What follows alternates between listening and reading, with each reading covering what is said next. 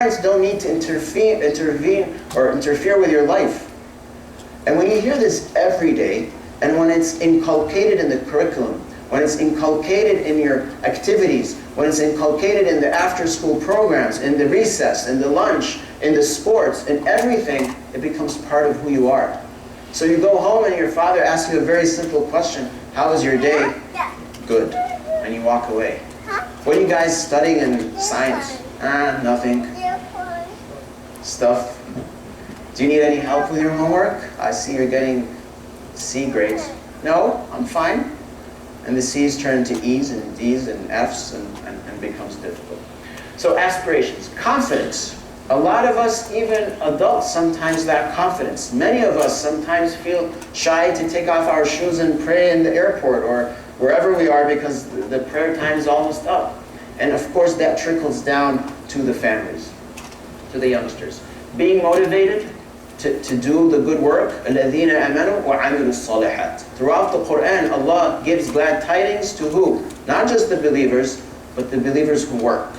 We see it throughout the Quran. Everyone is in a state of loss, except those who believe, work, and do this work with patience and based on justice or fairness. So we have to be motivated.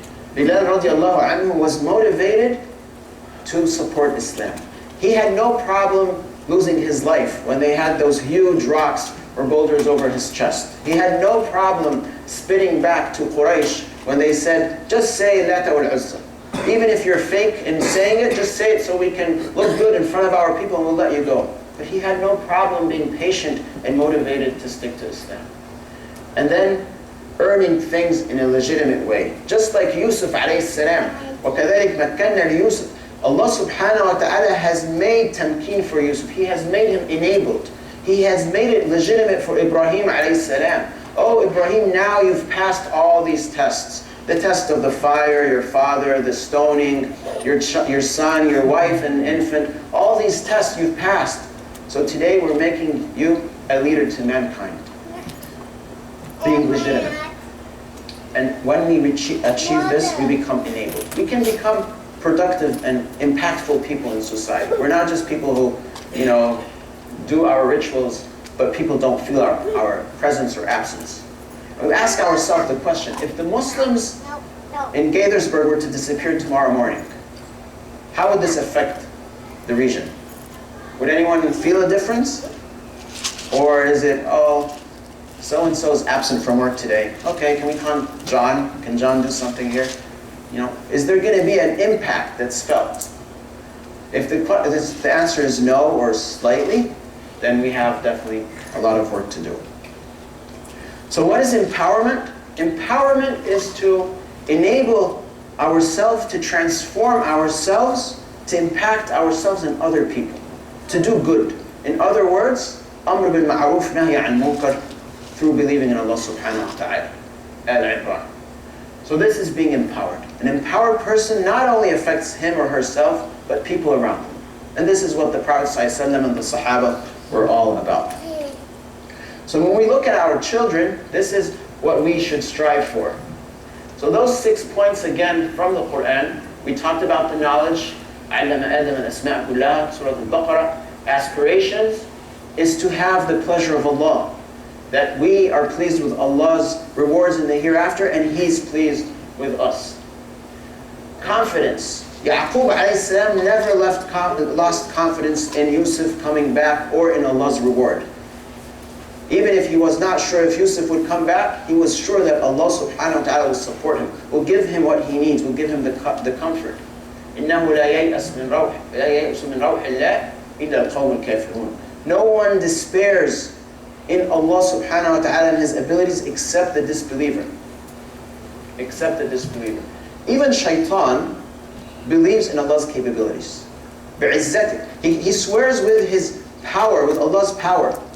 لَأَغْوِيَنَّهُمْ أَجْمَعِينَ. I will take them all astray. So shaitan recognizes Allah. Shaitan has knowledge, he has understanding. He's not guided because he's rebellious, but he knows Allah subhanahu wa ta'ala. He knows the creation, he knows us very well. He understands Allah subhanahu wa ta'ala, but he's rebellious. He's pushing back. He's got ego. He's got arrogance. He does not have motivation to do the right thing. His motivation is to oppose Allah subhanahu wa ta'ala. And then we talked about being legitimate, multiple places in the Quran, that we have to earn this state of leadership. This is not something one day someone would come from the society and say, okay, Muslims, you're leaders. No, we have to earn it. We have to show that Islam is truly a way that changes the world. And then lastly, enablement, being enabled on this planet. So inshallah, a few things, tips that we can do as parents. Number one, give them advice. And advice is not commands. Advice is according to their age. If someone is 15, you don't command them anymore. You friend them and you talk to them. You suggest things. Just like Ibrahim a.s. he wasn't really consulting Ismail a.s. He knows that his son is an obedient son and he would accept what his father is about to tell him. But Allah subhanahu wa ta'ala, for a wisdom, is showing us this conversation that yet it was a command, he was still consulting with him. He asked him a question. What should I do in this situation, Ismail? Show them the purpose. Why is it good for you to go to Jum'ah? Well, Dad, I mean, no one else goes to Jum'ah. All our Muslim friends, their kids stay at school. Why should I be the one going to Jum'ah? I mean, we hear this a lot in different circles. And that's difficult for the family to deal with. And this is where the parents... What time is it?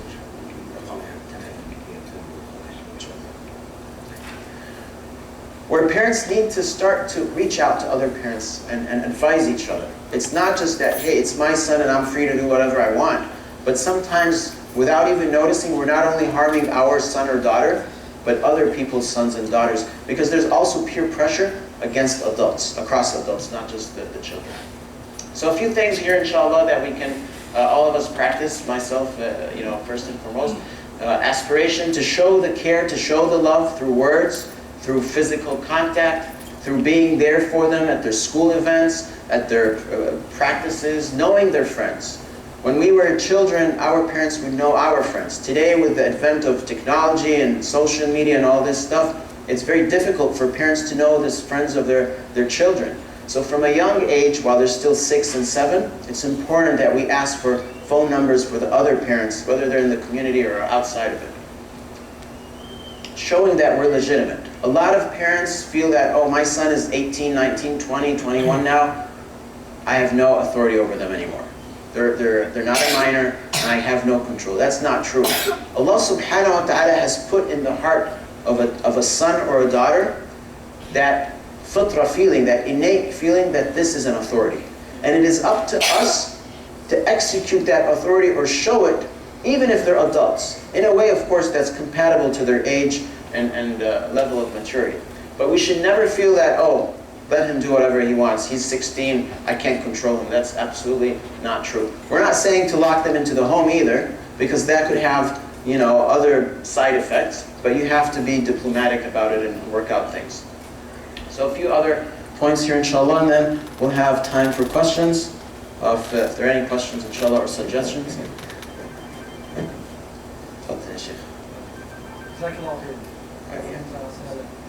Really, the suggestion that I have is that the sooner you start with the children, the better it is. In other words, you cannot wait, which we see this almost across the board. With parents, be it family units or working families. So they wait until the child is 13, 14, 15, 16, around these rebellious years, and they come and say, talk to my son. Right. Well, it's a bit too late. Absolutely, it's very They're late. already set in their ways. Right. Haven't done your job. And wait. So let me repeat the comment, inshallah, so everyone can hear it from the back. The brother's saying that it's really important to start early, and absolutely. And early means the minute they're born. And our deen teaches us that the minute they're born, we do the adhan in their ear. And at a young age, when they're still learning to walk, this is when you start to show the love and you carry them and you teach them how to walk. And it goes on. It is not something that we start when they're 10, 12, 13. And unfortunately, the brother's absolutely right. This is a major problem. I know a number of families, they used to do halaqas, the adults, gathering like this in their homes or in the masjid. And we would suggest, bring the boys And these boys would be 6, 7 years old. And it's like, no, they're making too much noise. Let them sit with their mothers. And then when they turn 13, they start to bring them to the halaqah. Absolutely, it's late. But it's never too late. Again, we never despair in the mercy of Allah subhanahu wa ta'ala. We never lose hope in anyone being guided or doing the right thing. But we want to do things properly. Any other suggestions or reminders, inshallah? Yes, brother? One thing is with our children, I don't think it's just not individually with the parents, this is a community problem. So one thing we need to stress too is to find out how is it the community reaches our children. If the child is around, does the elders say, no, stop, don't run in the masjid, you can't do that in this school. I mean, a lot of what it is we have issues that aren't Islamic that deal with culture or other things that are biased that have nothing to do with Islam that we don't talk about. I think it's more important to put some of those things out there, the conduct in the masjid, how we should treat our youth. You know, and the thing is, we can't pacify them. Just giving them candy or you did great, this, that, the other thing, to explain and to give them knowledge of what they're doing and why they're doing it. So, Jazakallah khairan. So I'll repeat that so the sisters in the back inshallah can hear. The brother is absolutely right, and I think part of the problem is culture and the way we as adults conduct our social events, whether it's at the masjid or at homes. Where the parents are segregated from the youth and the different genders and all that. While we do need to have separation of gender, we should not have separation of age, of generation. And that is causing a big gap. We see a lot of the elders sometimes talking about, in some extreme cases, issues that are back home. Like you'll see a group of Egyptians sitting talking about the Egyptian revolution and this president, that president. And this is completely irrelevant to their youngsters who were born here, right? And because of that, the youngsters take a side and they do their own talks and what have you, and that gap keeps increasing, and you're absolutely right.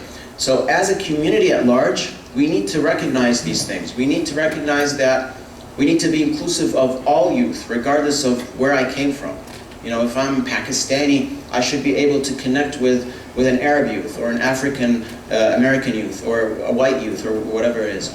So that is a big problem, and it's an identity issue at the community level, not just the individual level. I mean, we really have no issues connecting with, different ethnic backgrounds. Because they all are like born and raised here, speaking the same language, living the same culture. It's really the adults that have this issue. It's definitely with adults more than the youth, absolutely, no doubt. We have time for 1 or 2 more questions. Yeah, we got 10 minutes. we got 10 Okay, minutes. Tfadal, brother. I have just a small comment about, it's in relation to like their whole environment, telling them that they are free or pushing them to be free. My comment is that this Islam also pushes us to be mature at an early age, because we start being responsible for our deeds early.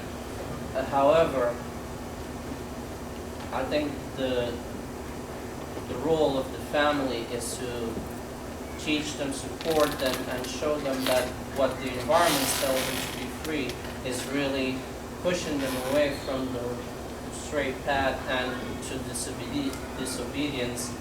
And the opposite is true. Is by obeying Allah and His commands is where they will grow better and be responsible early and be in the straight path too. No, you're right. And there is a frustration amongst the youth who are like 14 and above, where they're not considered, they're still minors, and they don't have the freedom to do a lot of things that adults can do. But to your point, they have matured in a sense, not just from an Islamic perspective, but in different ways, and that is handicapping them. So for example, they can't open a bank account, right? They have to have someone, an adult, a guardian.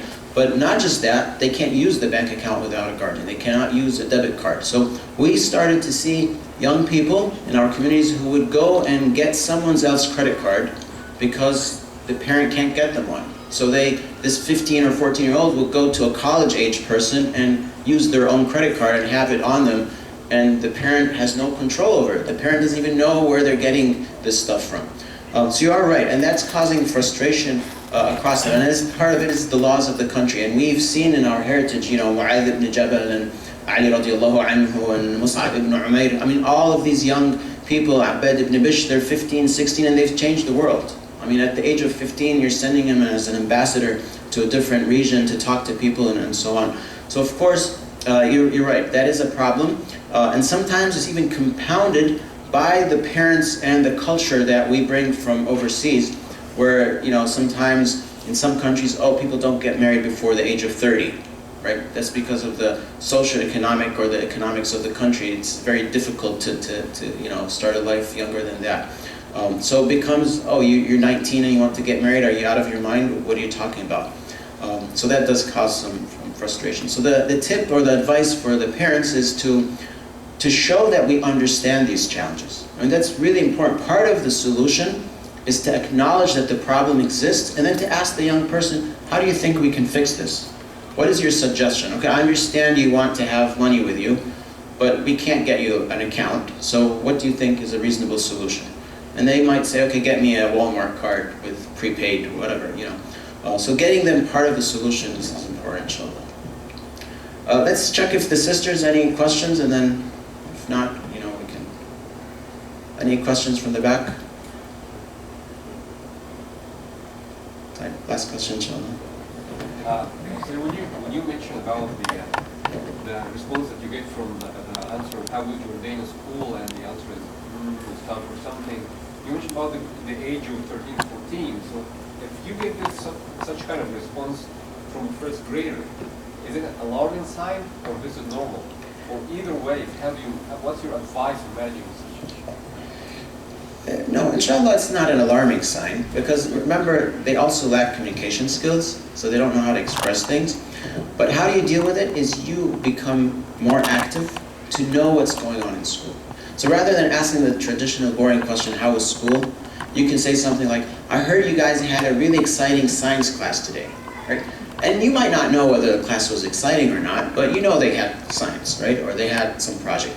And they would say, what? What do you mean? It's like, I don't know, that's, you tell me how to go. We did this little project and we got the turtle and it was in the thing, So by asking them questions where the answer is not yes and no, but it's more of a story, that gets them engaged. And you can also share with them stories about yourself when you were in their age. I remember when I was in first grade, we had this teacher and she used to do these great projects. Do you guys do stuff like that? And that would get them excited. It's like, tell me more about this, this experience. So it's not an alarming sign, but you want to engage in the discussion, inshallah. Can I tell a quick story, get your opinion on it?